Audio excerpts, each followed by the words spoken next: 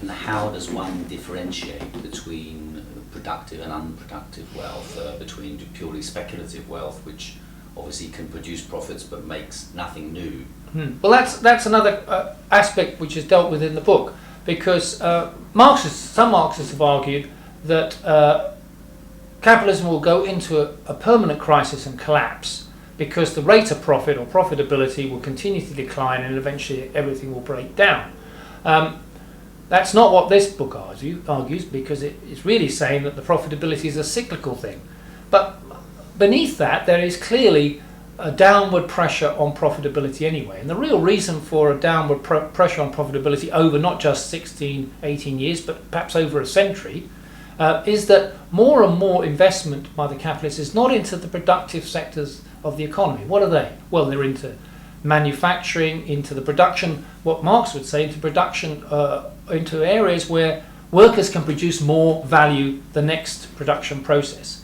A lot of investment is taken, a lot of profit is taken out of investment and used for capitalists for their own consumption, whether it be in yachts and nice houses and holidays, or whether it be through the government in the purchase of arms in order to fight battles around the world, or whether it be in trying to get their market share up by advertising, or by going to just giving it to the bankers to swirl around in the financial system. So a greater and greater proportion of the surplus or the profit produced each year gets taken out of the productive area into the unproductive sector. We can historically show that, and the book does, how that unproductive sector, as I defined it, has grown, and that means it's not available for investment, which means that economic growth will slow down over a period of time. And if we look at the data again, we can see over the last 50 years, whereas we had growth rates between 1950 and 1975 in most of the big economies of 3 or 4 or 5% a year, from 1975 to up to now, the growth rate has been much slower. There is a downward pressure on growth produced because investment isn't so good in the productive areas, because it's being siphoned off. So the rise in unproductive, most people now work in unproductive sectors in an economy. Most people don't work in the productive sectors. The size of people working in unproductive employment, as I define, I'm not saying they're not doing a good job. Nurses are doing a good job, doctors are doing a good job, but they don't, as far as the capitalist is concerned, give them extra value to invest.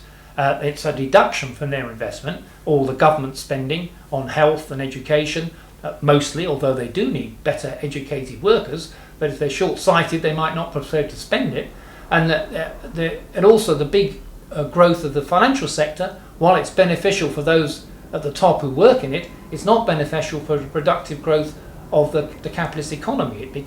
It makes the economy slower in its growth, less productive. So the more productive parts of the world capitalist economy, if you want to say like the big emerging economies, where the investment is still into those areas, are growing faster than the more mature, more senile, if you like, parts of capitalist economy. They grow slower because they don't have so much productive investment.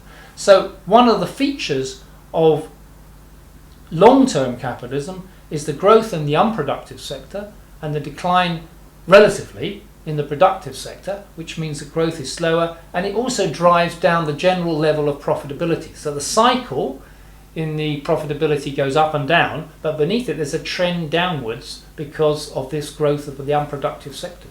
And how do you account for or integrate the new industries, the software industries, the zero cost, multiple or unlimited, infinite product varieties? For example, you could make your book into an e-book and circulate it infinitely. How does that connect in with the concept of profit cycles or profit rates, if you like? Yeah, productivity. Well, anywhere where you cheapen the costs of production, particularly in capital, well, by that I mean the fixed capital costs, your machinery, your setup costs. I don't mean your costs of employing more labour to make more, or employing more raw materials that you might need more paper for the book or more people to make it. But if you can reduce your fixed costs, so you don't need a big printing press, you can just download it onto the internet. So the only setup costs there are probably a simple piece of software, maybe originally a computer, maybe the computer website has to be somewhere on a host site. So there are some fixed costs there, but they're very, very small, and they come right down. So that cheapens the cost of capital, and therefore will raise the profitability of that particular process in the capitalist system, that process of production. But of course, what happens is, if it's cheap and the profits are good, assuming the profits are good, then there's a massive influx of people investing more and more. So there's an explosion of investment into that area, so the overall level of fixed capital then starts to rise. There's been an explosion in the internet, an explosion in software downloads, the explosion in the online sector of the internet, as opposed to book publishing in shops and all the rest of it with their high fixed capital costs. So the profitability of book publishing has risen insofar as the online publishing process has taken place, but driving the original old style book publishing with its, or selling with its shops and so on, to the wall. And that process has cheapened the cost of capital, increased the profitability of that particular sector of capitalist economy. But everybody will then pile into it if it's profitable, and that will drive up the cost and eventually lower the rate of profit. And if you want to take it internationally, then the rate of profit is probably going to be, or the profit you can make in countries like China, from the capitalist part of China, is very, very high, because they've got using a lot of labour, and their capital they're using may be small, but it could be quite efficient, so they can get quite high profits. But of course, if everybody piles in from the West to invest in that, eventually they'll drive down that rate of profit, and there'll be a huge expansion of the amount of capital, and that will put profitability down. But it's certainly true that if you've got a lot of spare labour and it's cheap, then you can revitalise capitalist economy for a while. It's what happened after the Second World War. It's what happened in many so-called emerging capitalist economies now.